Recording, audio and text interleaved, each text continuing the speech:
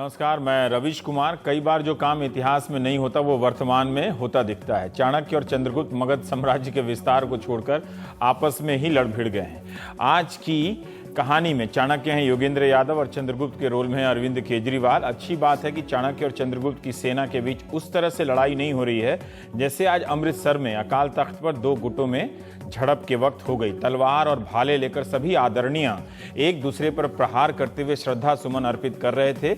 लोकतंत्र में कुछ विरोध लोहे के तंत्रों से भी हो जाता है। गनीमत है कि आम आदमी पार्टी में इस तरह का युद्ध स्तरीय प्रदर्शन अभी नहीं हुआ है। मेरी सलाह है कि स्वर्ण मंदिर बेहद पाक और खूबसूरत जगह है। यहाँ इबादत की जगह मौन धारण कर ईश्वर का स्मरण करें और पार्टी पुटी में बोलकर अपना विरोध दर्ज करें। आप में से जिन लोगों ने आज कई चैनल नहीं देखे हैं उनके लिए बता दूं कि आम आदमी पार्टी में, वैसे सब जगह यही हो रहा है, योगेंद्र यादव और मनीष सिसोदिया के बीच जो पत्राचार हो रहा है उसे पूरी पब्लिक में बांटा जा रहा है। यह उचित ही है कि जो पार्टी पब्लिक के लिए लड़ती है उसकी लड़ाई भी पब्लिक में ही हो। पहले योगेंद्र ने नेशनल एग्जीक्यूटिव के करीब 40 सदस्यों को मेल किया, जिसके जवाब में मनीष ने उसी ग्रुप में ईमेल कर दिया। अब लीक हो गई, बात तो हो गई। आदरणीय संबोधन से शुरू हुआ योगेंद्र को लिखा मनीष का पत्र कहता है कि पिछले 15 दिनों से आपके और नवीन जय हिंद के बीच बहुत ही गंदा झगड़ा चल रहा है। आप ये झगड़ा पब्लिक और मीडिया के बीच कर रहे हैं, इससे पार्टी की लगातार बदनामी हो रही है। आपकी मर्जी के मुताबिक नवीन के खिलाफ कार्रवाई ना होने पर आप जबरन अरविंद को इस लड़ाई में घसीट रहे हैं। आपने हरियाणा में सर्वे कराया जिसमें हमें 23% वोट मिलने का अनुमान था, लेकिन आपकी अगुवाई में हमें केवल 3% वोट मिले। इसकी समीक्षा की जरूरत है। पीएसी के साथी और तमाम कार्यकर्ता जवाब चाहते हैं कि ऐसा कैसे हो गया। तो अब आप अरविंद का सुप्रीमो होने पर आरोप लगाकर मुद्दे को भटकाना चाहते हैं। अरविंद पूरे देश में लोकसभा चुनाव लड़ने के खिलाफ थे। अरविंद कुछ साल तक केवल दिल्ली की राजनीति करना चाहते थे, लेकिन आप व कुछ अन्य सदस्य पूरे देश में लड़ने के पक्ष में थे। नतीजा हमारे सामने है। दुख इस बात का है कि आजकल आप मीटिंग में आने की जगह चिट्ठियां लिखने की राजनीति कर रहे हैं। क्या आप पार्टी खत्म करना चाहते हैं? नवीन के खिलाफ लड़ाई जीतना चाहते हैं या अरविंद को खत्म करना चाहते हैं?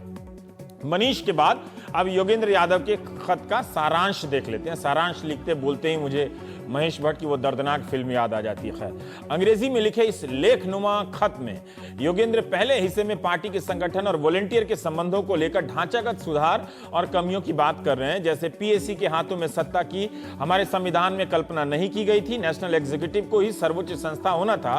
पीएसी में सत्ता समाहित होने का मतलब है कुछ लोगों के हाथ में सत्ता होना जो जेंडर, इलाका और सामाजिक तबकों के हिसाब से भी प्रतिनिधित्व नहीं करते हैं। मैंने नेशनल एग्जीक्यूटिव में पिछले 2 बार बैठकों में इसका मुद्दा उठाया था। पीएसी भी अपने आप में सही भावना से काम नहीं कर रही है। किसी मीटिंग या एजेंडा मिनट्स नहीं होते। कई बार पीएसी को बाईपास कर फैसले लिए गए। इस वक्त संगठन को बनाने की जरूरत है, लेकिन इसकी कोई योजना और तैयारी नहीं दिखती। ऐसी धारणा बनती जा रही है कि हमारी पार्टी में भी पर्सनैलिटी कल्ट की बीमारी आ गई है। अरविंद भाई के नेतृत्व को लेकर किसी को शक नहीं है। उनके नेतृत्व के बिना हम इस जगह पर होते भी नहीं। लेकिन नेता और सुप्रीमो में फर्क होता है। हमारी पार्टी में यही होता लग रहा है। पार्टी के कई फैसले एक व्यक्ति की मर्जी को जाहिर करने वाले लगते हैं। जब उसका मन बदलता है, पार्टी की दिशा बदल जाती है। अरविंद भाई कोई सामान्य नेता नहीं है, ना ही कभी मुझे उनकी हैसियत पर शक हुआ।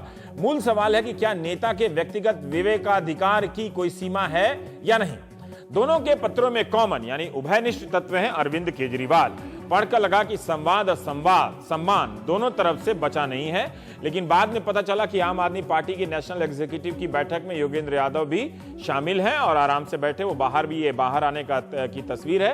प्राइम टाइम प्रस्तावना पढ़े जाने तक ऐसा खत लिखने वाले के बाद भी उन्हें तत्काल प्रभाव से निकाला नहीं गया है और ना ही वे छोड़कर गए हैं। नेशनल एग्जीक्यूटिव से खबर है कि पार्टी ने शाजिया इल्मी और अन्य जो छोड़कर वापस गए हैं, पार्टी में चले गए हैं, उनको वापस लाने का प्रस्ताव पास किया और इसके लिए अंजलि दमानिया को अधिकृत किया गया है। शायद योगेंद्र के खत से एक सवाल यह भी निकलता है कि आंतरिक लोकतंत्र वाला, यह ऐसा सवाल है जो आपसे शुरू होगा तो कहां और किस दल पर जाकर रुकेगा पता नहीं, पर इस सवाल को आपसे ही शुरू होना चाहिए क्योंकि आपने अलग होने का दावा किया है। जहां पढ़े लिखे और बुद्धिजीवी आपस में एकजुट रहकर अपने अंतर विरोधों को साध नहीं सकते, तो वे फिर मुलायम, लालू, मोदी या सोनिया के नियंत्रण वाली पार्टी पर सवाल उठाने की मिसाल क्या पेश करेंगे। किसी राजनीतिक दल के समाप्त होने के कई कारणों में 2 कारण ये भी हो सकते हैं कि एक, कि जनता का विश्वास समाप्त हो जाए और दूसरा, वो अन्य दलों की तरह हो जाए। आज दिन भर सोशल मीडिया से लेकर चैनल मीडिया तक में सवाल उठा कि क्या आम आदमी पार्टी समाप्त हो रही है। इससे पहले कि आपका क्या होगा जनाबे आली गाने लगे, ये ध्यान रखिएगा कि राजनीति में समाप्ति का ऐलान करना एक जोखिम भरा सवाल है। इसे थोड़ा बदल देते हैं कि क्या आम आदमी पार्टी दूसरे दलों की तरह हो गई है। हम प्राइम टाइम में हम कम मेहमानों के साथ हैं। आज नलिन कोहली हैं हमारे साथ, बीजेपी नेता अभय दुबे हैं सीएसडीएस से, और संजय सिंह हैं। संजय जी, मैं ये उम्मीद करता हूं कि आप जिस पार्टी का बचाव कर रहे हैं, कम से कम प्राइम टाइम के ख़त्म होने तक आप इसी पार्टी में रहेंगे, क्योंकि जो हालत हो गई है, पता नहीं चल रहा है कि आपकी पार्टी में कौन कब चला जा रहा है और कौन क्या ख़त लिख दे रहा है। योगेंद्र यादव आपकी पार्टी में हैं अभी, या उनके खिलाफ अनुशासनात्मक कार्रवाई होगी? अगर उनके खिलाफ होगी तो फिर मनीष के खिलाफ भी होगी।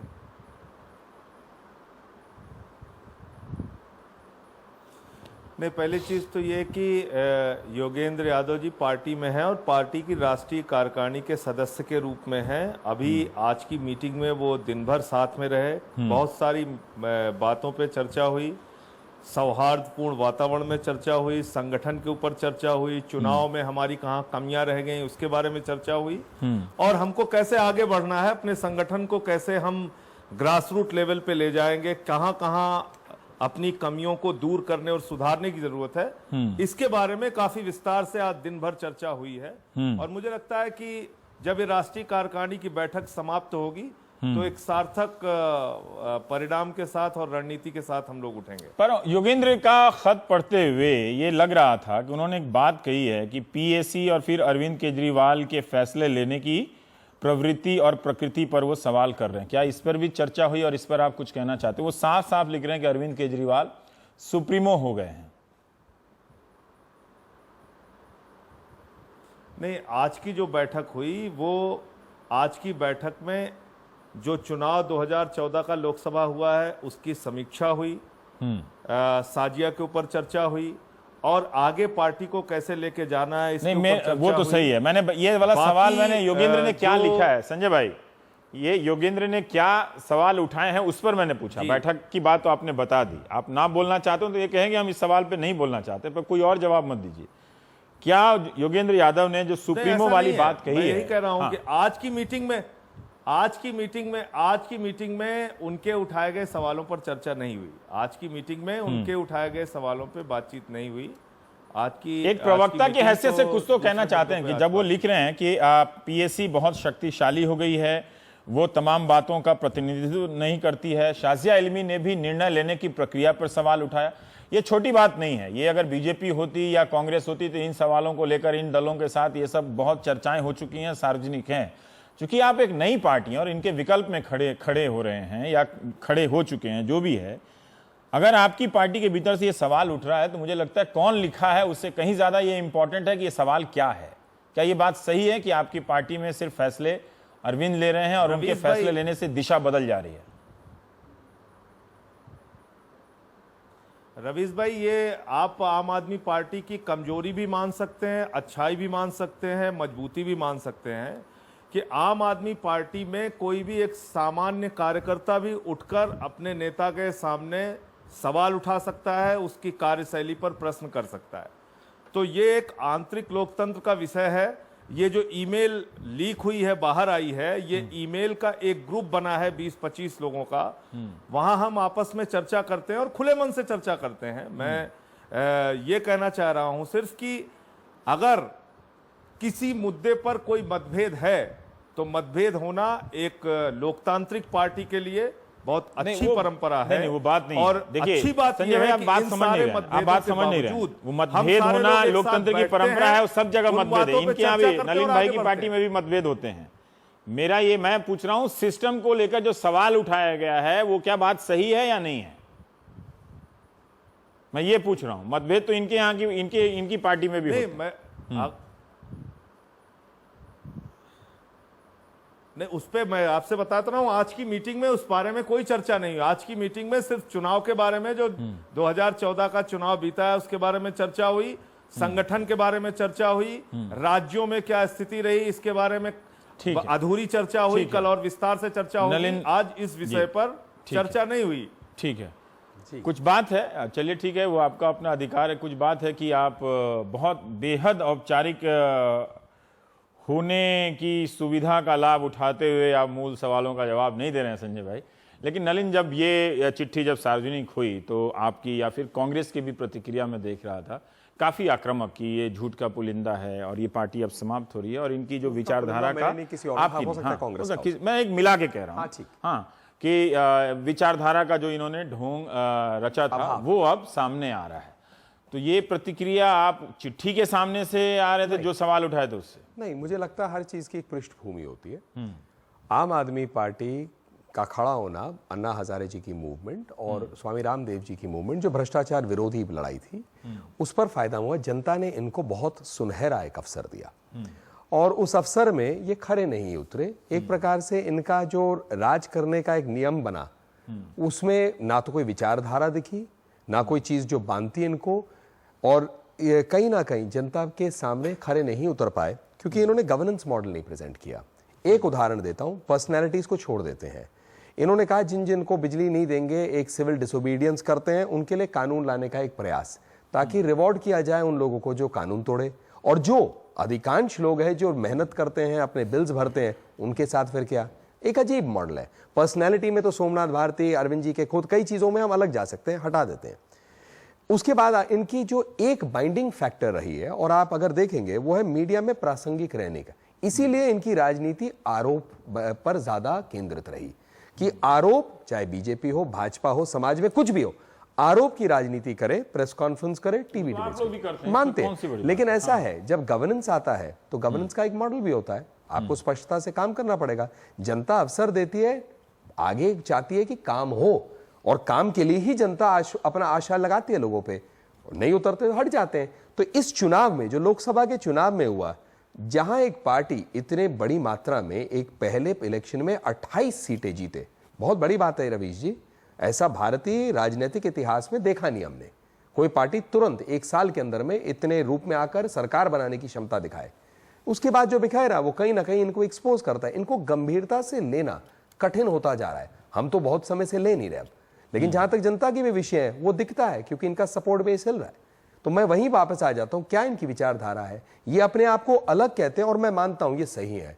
ये एक अपवाद है जो राजनीतिक प्रोसेस का है, क्योंकि राजनीतिक प्रोसेस में कहीं ना कहीं कुछ सीरियसनेस दिखानी है।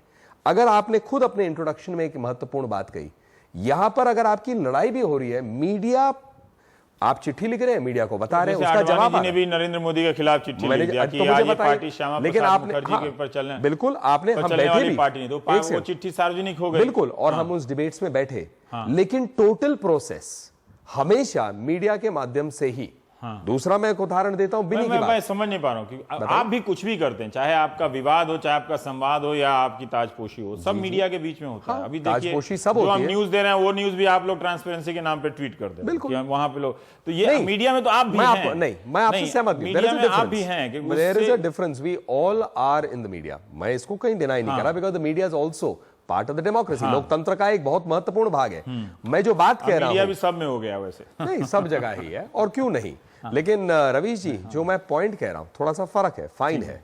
मैं पॉइंट ये कह रहा हूं, मनीष सिसोदिया चिट्ठी लिखते हैं मीडिया पे, जवाब उसका आता है, वो भी मीडिया के माध्यम से लड़ा जा रहा है। दोनों पक्ष एक ही पार्टी के अंदर में अपनी लड़ाई जो है मीडिया के माध्यम से लड़ रहे हैं। और दूसरी बात, ये पॉइंट कह रहे हैं कि चलिए ठीक है, जो लड़ाई, मैंने अपना पॉइंट फाइन किया और मैंने पहले से उस पर लगातार बोला। और लास्ट पॉइंट में जो कहने जा रहा हूं कि एंड ऑफ द डे, कि ये जो अपनी बात कहते हैं हम अलग हैं, ये फैक्ट है, क्योंकि हम इस बात को स्वीकारते हैं कि अभी तक जितने इनके प्रयोग रहे वो बड़े अलग हैं। गवर्नेंस से लेना देना कुछ नहीं है, शासन से। लेकिन जहां तक एक इवेंट की दृष्टि से आप देखें, हमेशा इवेंट की दृष्टि से अपनी राजनीति करने की बात, उसमें जरूर आप गवर्नेंस के मॉडल पे परखना चाहते हैं, पर आप भी जब जनसंघ के जमाने से बीजेपी में बनते हैं तो एक बहुत लंबा सफर, बताइए ना, सफर है ना, लंबा सफर, उसमें धैर्य की बात, उसमें आप नहीं बताइए, गवर्नेंस बहुत अच्छा बात उठाया है ना, तो राजनीति बहुत बढ़िया, तो आप परखे नहीं, आपने बहुत बढ़िया बात कही। और राजनीति एक सफर है, जैसे जिंदगी है वैसे ही उस सफर में, एक मिनट मैं इस बात खत्म कर दूं, धैर्य की बहुत आवश्यकता है, और लगातार कमी लग रही है, लगातार, ये इसलिए तो मीडिया कि आप अपने आप को प्रासंगिक बनाना चाहते हैं, क्योंकि इंस्टेंट, वो एक मीडिया का जो है वो इंस्टेंट काइंड ऑफ, जो एक नलिन का पॉइंट है और संजय अभी नहीं बोल रहे हैं ठीक है, नलिन ये कह रहे हैं कि भाई आप हर चीज अपने अस्तित्व के लिए भी आप मीडिया का सहारा लेते हैं, तो इनकी बात का एक मतलब ये भी निकल रहा है कि चूंकि उस पार्टी में कुछ ठीक नहीं है, इसीलिए दो लोग जो भी जिसने भी लीक किया है उसने भी एक तरह से इस लड़ाई का मीडिया के जरिए फायदा उठाया होगा, तो दो लोग अपनी पार्टी के भीतर भी मीडिया के जरिए ही लड़ रहे हैं। देखिए, आम आदमी मतलब पार्टी का जन्म ही एक मीडियाटाइज्ड पॉलिटिक्स के जमाने में हुआ है। अगर आप भारतीय जनता पार्टी की 90 से पहले की पॉलिटिक्स राजनीति देखें, भारतीय जनता पार्टी की, जिसका नलिन जी प्रतिनिधित्व कर रहे हैं, तो आप देखेंगे कि वहां पर मीडिया में उनके तथाकथित केंद्रीय नेतृत्व जो है वो एक दूसरे के खिलाफ खबरें प्लांट नहीं कराता था। लेकिन अब भारतीय जनता पार्टी चुनाव जीत गई है तो उन्हें भूल जाने की सुविधा है कि अभी 6 महीने पहले तक भारतीय जनता पार्टी का पूरा केंद्रीय नेतृत्व क्या करता था। खैर, इस बात पे मैं ज्यादा टिप्पणी नहीं करूंगा, उन्हें भूल जाने की सुविधा है क्योंकि वो बहुत बेहतरीन चुनाव जीत गए हैं। मैं ये कहूंगा, आम आदमी पार्टी की क्या समस्या है, आम आदमी पार्टी की समस्या क्या है। और मुझे तो लगता है कि योगेंद्र राजनीति में दिलचस्पी रखने वाले सभी को योगेंद्र का ये खत पढ़ना चाहिए। जी, आम आदमी पार्टी की समस्या ये है कि उसके अंदर उस पार्टी का विकास कैसे हो, इसको लेकर लगातार दो मत रहे हैं। ये मेरी अपनी रीडिंग है, मेरा अपना पाठ है उसका। एक मत ये रहा है कि उसको एक सुव्यवस्थित परंपरागत पार्टियों की तरह विकसित किया जाए, जिससे वो जगह जगह सारे देश में जहां जरूरत हो फैल के चुनाव लड़े और इस तरह धीरे करके सत्ता हासिल करे और अपना एजेंडा लागू करे। एक तो ये मत रहा है। मुझे ऐसा लगता है कि शायद योगेंद्र जी इस मत को मानते होंगे उसके अंदर। दूसरा मत ये रहा है कि परंपरागत पार्टियों की तरह उसको विकसित न किया जाए। इस मत की अभिव्यक्ति अरविंद केजरीवाल के उस वक्तव्य में मिलती है, अरे हम पार्टी बनाने थोड़ी ना आए हैं, जो उन्होंने दिल्ली विधानसभा का चुनाव जीतने के बाद जो विवाद हो रहे थे उस विवादों के बीच में उन्होंने ये कहा था। तो ये दो तरह के मत रहे हैं। अब लोकसभा का चुनाव इन दोनों मतों में किसी एक मत की विजय के बिना लड़ा गया। ना तो पार्टी सुव्यवस्थित रूप से एक पार्टी का ढांचा बनाने की कोशिश की गई, ना ही उसको एक आंदोलन की तरह, ये दोनों मत उसके अंदर मौजूद रहे। अच्छा, एक तो ये बात रहे। तो आम आदमी पार्टी की जो मौजूदा संकट है उस संकट का कारण यहां पे है, पहली बात। दूसरी बात यह है कि ये एक ऐसी पार्टी है जो पूरे उत्तर भारत में जितनी भी गैर भाजपा शक्तियां हैं उनमें मतदाताओं ने सबसे ज्यादा अगर किसी शक्ति को प्रोत्साहित किया है तो आम आदमी पार्टी को प्रोत्साहित किया है। सीटें भले ही कम मिली हों, केवल लालू यादव के वोट बढ़े हैं, उत्तर भारत की बात कर रहा हूं, और आम आदमी पार्टी के वोट बढ़े हैं और किसी भी गैर भाजपा ताकत के वोट नहीं बढ़े, सबके वोट गिर गए। आम आदमी पार्टी को विशेष प्रोत्साहन इसलिए दिया गया है कि उसने एक नया क्षेत्र भी विकसित कर लिया है पंजाब का, जहां हर विधानसभा सीट पर या तो वो नंबर 1 पे है या नंबर 2 पे हैं, और वहां से उन्होंने सीटें भी जीती हैं। तो आम आदमी पार्टी के लिए चुनावी नतीजे इतने निराशाजनक नहीं है। लेकिन जो लोग कहा जा रहा है कि आज जो ये दो बड़े नेताओं के बीच जो संवाद हुआ है, अब मनीष ने चिट्ठी लिखी है, तो मतलब उसमें अरविंद केजरीवाल की भी सहमति होगी। उसी पे आ रहा हूं। मेरा कहना है कि इतने अच्छे नतीजे, इतने सकारात्मक नतीजे होने के बावजूद देखने का नजरिया है। कुछ लोग कह सकते हैं आपने 100 सीटें नहीं जीती, 50 नहीं जीती तो आपके नतीजे खराब हुए, मीडिया कह भी रहा कि क्रशिंग डिफीट हुई, ड्रबिंग हुई। मैं इसको नहीं मानता हूं। मेरा मानना है कि पहली बार चुनाव लड़ने वाली किसी पार्टी ने लोकसभा में कभी इतने बढ़िया नतीजे नहीं निकाले। भारतीय जनता पार्टी को तो पूरे देश में 2 सीटें मिली थी जब 1984 में चुनाव लड़ा था, भूलते नहीं है लोग। बीएसपी को कोई सीट नहीं मिली है। नहीं, मुझे ये बताइए कि ये जो कहा जा रहा है कि ये जो दो लड़ाई हुई, जब दो नेता बचे हों, है ना, अब बीजेपी का आप उदाहरण दे रहे हैं, मान लीजिए उस समय में अटल बिहारी वाजपेयी और अडवाणी अलग आया जाए। मेरा कहना है कि इसीलिए मुझे पार्टी समाप्त हो रही है, इसीलिए मुझे बहुत आश्चर्य हो रहा है कि आम आदमी पार्टी की जो हरियाणा इकाई है, जो हरियाणा इकाई का विवाद है, वो उसकी पूरी राष्ट्रीय छवि के ऊपर एक काले साए के तौर पर मंडरा रहा है। योगेंद्र यादव जो उसके इंचार्ज थे उस इकाई के, चुनाव भी उनके नेतृत्व में वहां पे लड़ा गया। उनको चाहिए था कि वहां पे हरियाणा के स्तर पे उस विवाद को सुलझाते नवीन जैन से अपना। उस विवाद को सुलझाने में नाकाम होने की वजह से उन्होंने केंद्रीय नेतृत्व को पंच बनाने का फैसला किया, इसलिए यह समस्या वहां पैदा हुई है। मेरा मानना है कि आम आदमी पार्टी अगर इस तरह की समस्या को, जो मेरी निगाह में एक मामूली समस्या है, उसको अगर हल नहीं कर पाएगी तो वो अपने अस्तित्व की रक्षा नहीं कर पाएगी। ये उसे फौरन बिना किसी देर किए हुए इस समस्या को अभी तक हल कर लेना चाहिए। नलिन, आप कुछ कह रहे थे? नहीं, बस एक ही पॉइंट जोड़ रहा था। नई पार्टी होगी तो 0 से स्टार्ट करेगी। अगर आप नेशनल इलेक्शन की बात करेंगे तो वोट तो बढ़ना ही है। तो ये उदाहरण लालू जी की पार्टी से कहना थोड़ा सा डीएमके को भी नहीं मिला, बीएसपी को भी सीटें नहीं मैंने 1 मिनट बिल्कुल सही कह रहे हैं, इनके पास 4 सांसद। आप गलत ले रहे हैं पॉइंट, मैं विरोध नहीं कर रहा जो ये कह रहे हैं। ठीक है, मैं सिर्फ इतना ही कह रहा हूं कि थोड़ा इनका कंपैरिजन, क्योंकि एक नई पार्टी, इसलिए तो आप जब उसको देखें तो जिस प्रकार का स्पेक्टेक्युलर ग्रोथ रहा दिल्ली में, दिल्ली की अगर आप असेंबली सीट्स के टोटल ट्रांसलेशन करें, मानते हैं कि इनका वोट शेयर थोड़ा बढ़ा, लेकिन दिल्ली के असेंबली के ट्रांसलेशन में करें तो 60 से ऊपर सीटें तो भाजपा जो है लीड ले गई। तो उसका मतलब क्या है, जहां इनका अस्तित्व खड़ा हुआ वहीं पर इनकी क्रेडिबिलिटी या विश्वसनीयता बहुत बुरी तरह हिट हुई है। क्यों हिट हुई? क्योंकि इनकी एक सरकार भी बनी थी और उनका एक पृष्ठभूमि यहां पर है। तो मैं उस एग्जाम्पल को भी सामने रखा। ये भी आप देखिए कि उन 49 दिनों में विपक्ष के रूप में अभी जब आपकी सरकार बनी है तो बाकी विपक्ष कितना संयम और आचरण का प्रदर्शन कर रहा है ना। लेकिन जब वो इनकी सरकार बनी थी तो समर्थन देने वाले विपक्ष वाले ने पहले घंटे से सवाल करना शुरू कर दिया था। ठीक है, ये भी एक ध्यान में रखना चाहिए। हालांकि अगर आप पूछेंगे तो मैं कहूंगा कि कायदा यही होना चाहिए कि 100, 200 या 6 महीने के बाद ही इस तरह से घनघोर प्रदर्शन करना चाहिए। लेकिन जो वो पार्टी नहीं थी तो आप लोग का व्यवहार भी यही छोटी सी बात कह दूं, इस पे दिल्ली में आम आदमी पार्टी के उम्मीदवारों को 4.5, 5 लाख वोट मिले। ठीक है, सीट नहीं सामान्य मिला। परिस्थितियों वो में अलग बात एक नहीं। आदमी इतने वोटों में 2 बार चुनाव जीत जाता है। ये एक असाधारण चुनाव था। एक असाधारण चुनाव के बावजूद भी अपना मत प्रतिशत बढ़ा लेना, एक अनूठी उपलब्धि है ये। मैं देखिए ऐसा है, ये स्टैटिस्टिक्स के पॉइंट ऑफ व्यू से ये एक अभय जी एक पॉइंट डाल रहे हैं, मैं उसका एक काउंटर पॉइंट डाल रहा हूं। इसका ये अर्थ नहीं है कि वो गलत है या मैं गलत हूं, हम दोनों भी तो सही हैं। ठीक है। उस रूप से ये स्टैटिस्टिकल एनालिसिस का एक रूप है कि मैं पॉइंट आउट कर रहा हूं कि 60 से ऊपर सीटों में भाजपा जो है जीती है। उस रूप से वो अपना पॉइंट कर रहे हैं, शेयर है। तो मैं कहता हूं कि आप लालू प्रसाद जी की जो एस्टैब्लिश्ड पार्टी है, एकमात्र चढ़ी जैसे इन्होंने बताया, बाकी पार्टी नहीं जीते, ये लोकसभा में एक नया विकल्प था तो इनके रूप से उनको वोटें मिली हैं। लेकिन कहीं ना कहीं जो इनका कोर था वो हिला है, उसको भी डिनाई नहीं कर सकते। वो हिला है, ठीक है। संजय, एक बात है जो अभी अभय कह रहे थे कि अब मैं देख रहा था कि झगड़ा हरियाणा की इकाई को लेकर हुआ, नवीन जय हिंद और योगेंद्र यादव। जो चिट्ठी है योगेंद्र की, उससे प्रतीत होता है कि कहीं ना कहीं संवाद जो है और सम्मान खराब हुआ है उसका स्तर, तभी योगेंद्र इस तरह की चिट्ठी लिख रहे हैं, इस्तीफा दे रहे हैं। हार तो आपकी हर जगह हुई है, लेकिन सिर्फ हरियाणा इकाई को लेकर झगड़ा हुआ है। ये आप लोगों में से किसी ने इस्तीफे की मांग नहीं की, आप लोगों में से किसी ने दोष नहीं ठहराया, आपको किसी ने दोषी नहीं ठहराया। योगेंद्र को और नवीन जिंदल का लड़ाई इतना बड़ा कैसे ये बन गई है?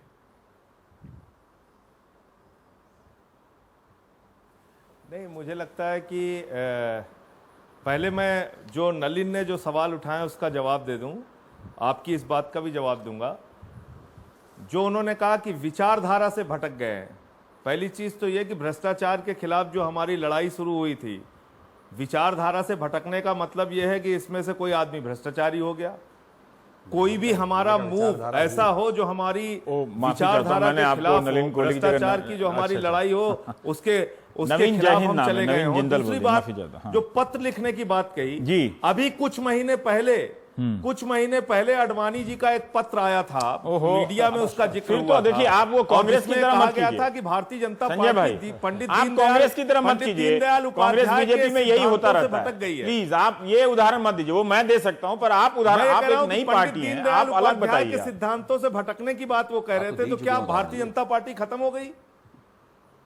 तीसरी बात उन्होंने जो नहीं, आप ये नहीं, मैंने भटक संजय भाई, वो बीजेपी से सवाल मैं कर लूंगा, मैं आपसे सवाल कर रहा हूं, आप अपनी पार्टी का बताओ, आप कैसे अलग ला रहे हैं? क्या आप दूसरी पार्टी की तरह हो गए हैं कि कोई अगर अरविंद पे सवाल उठा दे? उत्तर प्रदेश में कांग्रेस पार्टी को 2009 के लोकसभा चुनाव में भी 23 सीटें मिली थी और 2012 के विधानसभा में भी 23 सीटें मिली।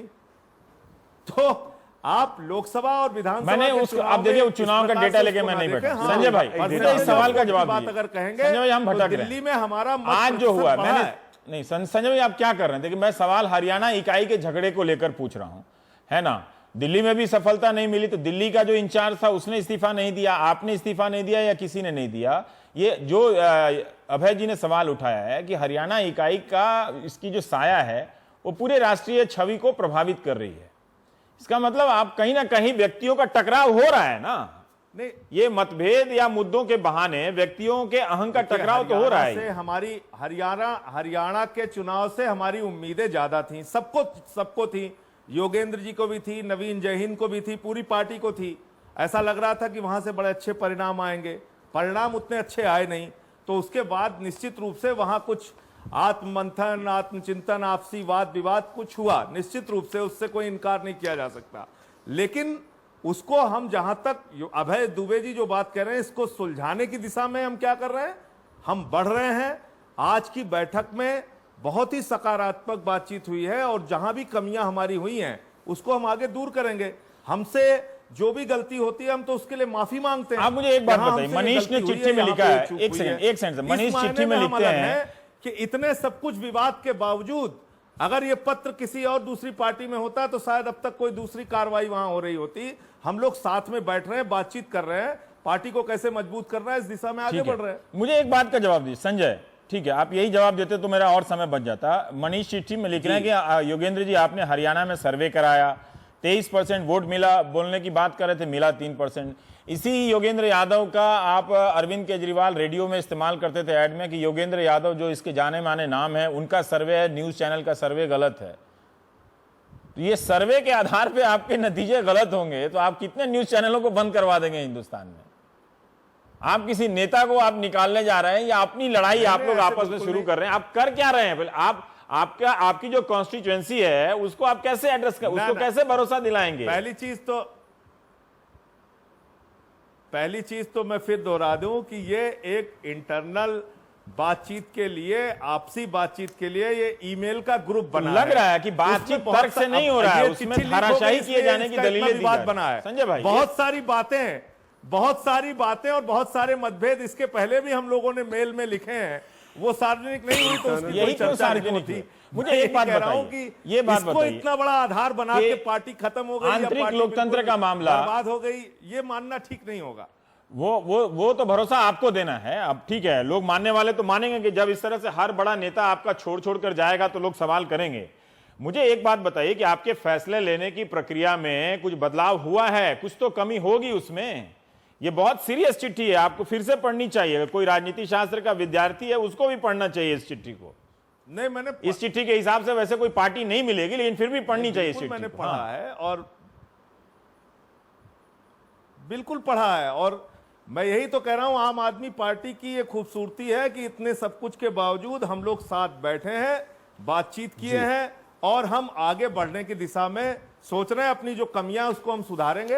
हम कोई दावा नहीं कर रहे हैं कि हमसे कोई गलतियां नहीं होती, हम कोई दावा नहीं कर रहे हैं कि हम आप गलती स्वीकारेंगे, लेकिन गलती करने ना करने का मैकेनिज्म अगर आप नहीं बनाएंगे, ये छोटा सवाल नहीं है। योगेंद्र जो सवाल उठा रहे हैं उससे पता चल रहा है कि एक व्यक्ति ही तय कर रहा है। निश्चित रूप से बनाएंगे रवीश जी, ठीक है नलिन, नहीं निश्चित रूप से बनाएंगे। हाँ, क्यों नहीं बनाएंगे? अगर हमसे इंटरनल का मामला है। डेमोक्रेसी जो एक्सटर्नल एनवायरनमेंट में लड़ी जा रही है, दिल्ली के चुनाव यही में एक जैसे यही एक पॉइंट है कि इंटरनल डेमोक्रेसी का उदाहरण एक्सटर्नल एनवायरनमेंट में। लेकिन एक और चीज है, इसका आप लगातार देखें ना, कंटिन्यूअम। बिनी के मामले में पहले कहा कि उस मंत्री नहीं बनना चाहते, फिर अरविंद जी ने कहा कि नहीं वो मंत्री बनना चाहते थे, उनके ऊपर डिसिप्लिनरी एक्शन हुआ। फिर अपने वो निकल गए अश्वनी उपाध्याय जो उनके फाउंडर मेंबर थे। कई लोग ऐसे निकलते गए पार्टी से, और शाजिया लास्ट थी। कल अंजनी दमानिया को लेके कंफ्यूजन था, सही वापस आ गई। पता नहीं, मुझे नहीं पता क्योंकि कंफ्यूजन था। और हाँ, उससे पहले कई लोग छोड़ के गए, आए गए, कैप्टन गोपीनाथ, कई लोग आए गए। ठीक है, हाँ। तो या तो कोई ज्वाइनिंग फैक्टर नहीं है उनके बीच, तो इसीलिए मैंने विचारधारा की बात की कि कोई जो आकर्षित कर रहा है। दूसरा, जब विचारधारा, मैंने विचारधाराहीन बात कही, मैंने ये नहीं कहा भटके, क्योंकि एंटी करप्शन से एंटी मोदीइज्म हो गए थे लास्ट इलेक्शन में, वो स्पष्ट दिखता था। लेकिन ये इनका चॉइस है, ये एक पॉलिटिकल पार्टी अगर बने तो इनकी चॉइस है। हम इस पे, हम लोगों का एक्चुअली कोई ऐसा स्टैंड नहीं है, हम उसी बातों को रख रहे हैं क्योंकि भी नदरिस। बताइए, आंतरिक लोकतंत्र का जो सवाल है, वो सवाल आपकी पार्टी में भी है। चुनाव हर आयोग पार्टी पे बहुत उठता दिनों है। से संघर्ष कर रहा है। मुझे पता नहीं है कि आपकी पार्टी में उम्मीदवार कैसे तय किए जाते हैं, इनकी पार्टी में कैसे तय किए जाते हैं। इसलिए मैंने कहा कि ये सवाल जब आम आदमी पार्टी से उठेगा तो कहां कहां जाकर रुकेगा, गिरेगा, इसका अंदाजा नहीं है। इसका मैं सीधा बताता हूँ। आपने प्रश्न उठाया कि हमारे यहाँ कैसे उठते हैं उम्मीदवार, हम उसके, आप जैसे मानेंगे कि पब्लिक रूप से तो होती नहीं है, लेकिन हमारे यहाँ बहुत लोग जो हैं, जो किसी रूप से इंटररेटेड नहीं है, एक बड़ी ऑर्गेनाइजेशन पार्ट होती है, वो है सेंट्रल इलेक्शन कमेटी। सारे वरिष्ठ नेता जो हैं वहाँ बैठते हैं, स्टेट का प्रभारी होता है, मैं खुद एक स्टेट का प्रभारी हूँ, तो मैं बैठा हूँ उस मीटिंग में, और चर्चाएं होती हैं। ठीक है। और मैं कह सकता हूँ, जैसे मेरा छोटा स्टेट है, एक सीट के ऊपर में लगातार 4-5 ऑप्शंस डिस्कस हुए थे, उसके बाद निष्कर्ष हुआ, वहां पर भी कहा इस पे देख लीजिए। तो एक प्रोसेस है, वो हमारा प्रोसेस है। क्या आपको लगता है कि ये पार्टी अगर इसी तरह से चलती रही, अगर ऐसा लगता है कि कोई विवाद हो रहा है तो उसके सुलझाने का मैकेनिज्म नहीं है, एक जो हो रहा है उसके ना होने का तो सब प्रतीत हो रहा है कि नहीं है, यहाँ पे हो जाता है वो पूरा बाहर जाके प्रेस कॉन्फ्रेंस में ही फुटता है, देखिए उनको तुरंत, हर समय आप ये नहीं कह सकते कि बाहर की शक्तियां इन्हें प्रभावित कर रही है, इन्हें तोड़ने का प्रयत्न कर देखिए रही है। आनंद फानन में रातों रात पूरा पार्टी ढांचा नहीं बनाया जा सकता, ये तो बात बिल्कुल स्पष्ट है। अब इनके सामने विधानसभा का चुनाव सामने खड़ा हुआ है, ये इस बीच में एक सामान्य पार्टी की तरह ग्रो नहीं कर सकते, लेकिन इन्हें एक नाम मात्र का ही सही लेकिन एक ऐसा प्रभावी ढांचा बनाना पड़ेगा जिससे नेतृत्व और स्वयंसेवक वॉलेंटियर जो है उनके बीच में रिश्ता और जनाधार के बीच में रिश्ता लगातार बना रहे, जो रिश्ता पिछले दिनों में लोकसभा चुनाव के दौरान पूरी तरीके से टूट गया था। ये उन्हें तुरंत बनाना पड़ेगा, वो बनाना इनके लिए सबसे बड़ी चुनौती है। पहला काम यही है कि 1-2 महीने के अंदर एक इस तरह का ढांचा बनाया जाए जिससे इस तरह की समस्याएं ना उठें, लोग नाराज होकर पार्टी छोड़ दें और साथ में आखिर में यह भी बयान देगा कि हमें पार्टी में कोई भूमिका मिली तो हम वापस आ जाएंगे। ये पार्टी अगर लंबे संघर्ष के लिए चली थी तो इसको हार और जीत से ज्यादा फर्क नहीं पड़ना चाहिए था, फिर क्यों पड़ रहा? फिर इसे तो फिर वो बीजेपी की तरफ या बर्ताव करे या कांग्रेस की तरफ बर्ताव करे कि आप इस्तीफा। आदर्श के तौर पर यह बात बड़ी अच्छी लगती है सुनने में, लेकिन चुनाव में जो जाते हैं उन्हें चुनावी हार से फर्क तो पड़ता है, इस बात को तो स्वीकार करने में कोई हर्ज नहीं होना चाहिए, लेकिन उस जो हार का सदमा है उससे बहुत जल्दी उबरना चाहिए और जो चुनावी नतीजे हैं उनके सकारात्मक हिस्सों को देख के अपने आप में जोश भरना चाहिए, फिर से जनता के बीच में जाना चाहिए, उसको खड़ा होना चाहिए। अगर आम आदमी पार्टी वाले समझते हैं कि उनके आदर्श में अभी प्राण हैं तो उन प्राणों को सफलीभूत करने के लिए, धरा पे उतारने के लिए, उसको यथार्थ के धरातल पर लाने के लिए उन्हें मेहनत करनी पड़ेगी, संगठन बनाना पड़ेगा और संगठन को खड़ा करना पड़ेगा। ठीक है, अब हमारे पास 1 मिनट समय है। संजय, हम ये जानना चाहते हैं, आपने ये जो फैसला किया है शाजिया इल्मी को लाने के लिए, तो क्या ये फैसला सिर्फ शाजिया इल्मी से संबंधित है या और भी नेताओं को वापस लाने से संबंधित है? ये रवीश जी, जहां तक साजिया इल्मी का सवाल है, जब साजिया इल्मी ने पत्रकार वार्ता करके पार्टी छोड़ी थी तो उन्होंने साफ तौर पे कहा था कि पार्टी अगर समझेगी, कोई जिम्मेदारी देगी, हमको इस योग्य समझेगी, दोबारा कोई जिम्मेदारी देगी, लाने की कोशिश करेगी तो हम आ सकते हैं। तो उन्होंने रास्ता खोल के रखा था, दरवाजा बंद नहीं किया था। आज की मीटिंग में हम लोगों ने चर्चा की और पार्टी के खिलाफ बहुत ऐसा कोई नेगेटिव जाके उन्होंने बोला हो साजिया इल्मी ने, ये भी नहीं किया था। तो ये पूरी संभावना आम आदमी पार्टी से दोबारा जुड़ने की साजिया इल्मी की है। आपको पूरा भरोसा है कि योगेंद्र यादव कल भी मीटिंग में आएंगे और वो पार्टी में हैं और रहेंगे, या चले जाएं तो ठीक है? बिल्कुल, योगेंद्र यादव जी आज भी पूरी मीटिंग में रहे, कल भी रहेंगे और परसों मीटिंग अगर आगे बढ़ती है तो परसों भी रहेंगे। वो पार्टी में हैं और रहेंगे, पार्टी वो छोड़ नहीं रहे। चलिए, उनके रहने तक तो पार्टी है, लेकिन ये सवाल है कि क्या आम आदमी पार्टी समाप्त हो रही है। लेकिन जीवन से निराश दर्शक थोड़ी देर के लिए रुक जाइए, हम पुड़िया उड़िया तो नहीं बांटेंगे, शिवखेड़ा आ रहे हैं। वो एक मंत्रालय में गए थे लोगों को प्रेरित करने के लिए, तो क्या पता आप भी प्रेरित हो जाएं। छोटे से ब्रेक के बाद